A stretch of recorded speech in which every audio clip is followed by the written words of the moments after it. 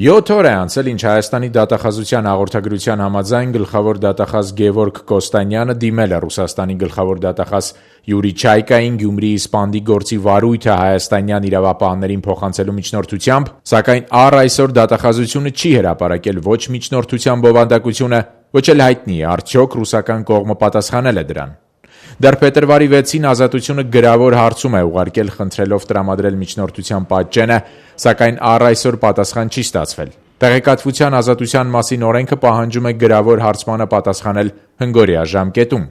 Հայտնի չէ, արդյոք Կոստանյանը դիմել է միայն գործի վարույթը փոխանցելու միջնորդությամբ եւ չի դիմել կասկածյալ Վալերի Պերմյակովին փոխանցելու համար։ Եթե դա այդպես է, ապա կարող է տարօրինակ իրավիճակ ստեղծվել, քանի որ Ռուսաստանի գլխավոր դատախազի կողմից հայաստանցի իր գործընկերոջ միջնորդությունը բավարարելու պարագայում կստացվի, որ գործի նախաքննությունը ամբողջովին իրականացնելու են հայաստանյան իրավապահ մարմինները, բայց միակ կասկածյալը գտնվելու է ռուսական կողմում։ Իրավապաշտպան Ավետիք Իշխանյանի խոսքով մեղմ ասած տարօրինակ է, որ Հայաստանի դատախազությունը օրեր շարունակ չի հրապարակում Կոստանյանի միջնորդության տեքստը։ Ճիշտն ասած, ես հիմա չեմ կարող վստահաբար ասել նա դիմել է թե չի դիմել,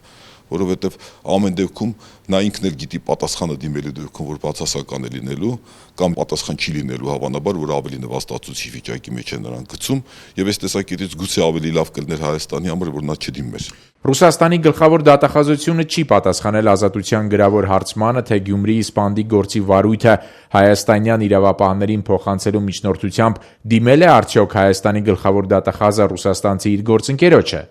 Գործի ընթացքի մասին հայաստանյան լրատվամիջոցներին որևէ տեղեկություն չի հաղորդում նաև նախաքննությունը վարող ռուսական կողմը։ Փոխարենը այսօր ռուսաստանյան ՌԻԱ Նովոստին տարածեց Ռուսաստանի գլխավոր զինվորական դատախազ Սերգեյ Ֆրիդզինսկիի խոսքերը, ըստ որի Ռուսաստանի դատախազության ներկայացուցիչները կարող են որպես մեղադրող կողմ հանդես գալ Գյումրու սպանդի գործով դատավարությունում։ Ավետիսյանների ընտանիքի իրավահաջորդների շահերի պաշտպան Երեմ Սարգսյանի խոսքով թեև Ֆրիդինսկին ընդամենը կարծիք է հայտնել, սակայն հնարավոր է, որ ռուսաստանցի դատախազը մասնակցի գործին, քանի որ ռուսական կողմը քննում է գործը եւ այդ գործի դատավարական հսկողությունը մեղադրանքը պաշտպանելու առումով պետք է իրականացնի Ռուսաստանի դատախազությունը։ Բնականաբար ավելի հեշտ կլինի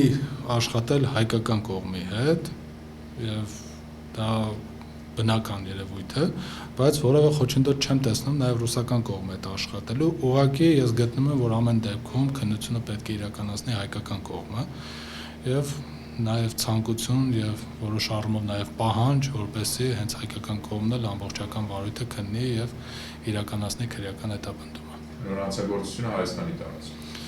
Հանցագործությունը Հայաստանի տարածքում է, հանցագործությունը կատարված է Հայաստան Հանրապետության քաղաքացիների դեմ։ Սակայն սա էլ ամբողջը չէ։ Գևորգ Կոստանյանը որոշեց դիմել ռուսաստանցի իր գործընկերոջը Գյումրիի սպանդից ավելի քան 3 շաբաթ անց։ Այն դեպքում, երբ ողբերգության հենց հաջորդ օրը Հայաստանի դատախազությունը հաղորդագրություն էր տարածել, ըստ որի Պերմյակովին հայաստանյան իրավապահներին հանձնելու հարց Ռուսաստանի դատախազության հետ անգամ չի էլ քննարկվել, քանի որ Պերմյակովը Ռուսաստանի քաղաքացի է, գտնվում է Ռուսաստանի իրավապահների հսկողության, նույն է Ռուսաստանի իրավազորության ներքո,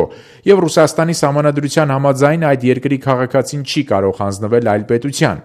Այնուհետև Գյումրիում տեղի ունեցած ժողովրդական հուզումների ժամանակ հունվարի 15-ին Կոստանյանը զայրացած գյումրեցիներին հրապարակավ խոստացավ դիմել Ռուսաստանի գլխավոր դատախազին, որպեսզի Պերմյակովին փոխանցեն Հայաստանի իրավապահ մարմիններին։ Ես հիմա որպես գլխավոր դատախազ եւ տղամարդ հավարի ձեզ ասում եմ,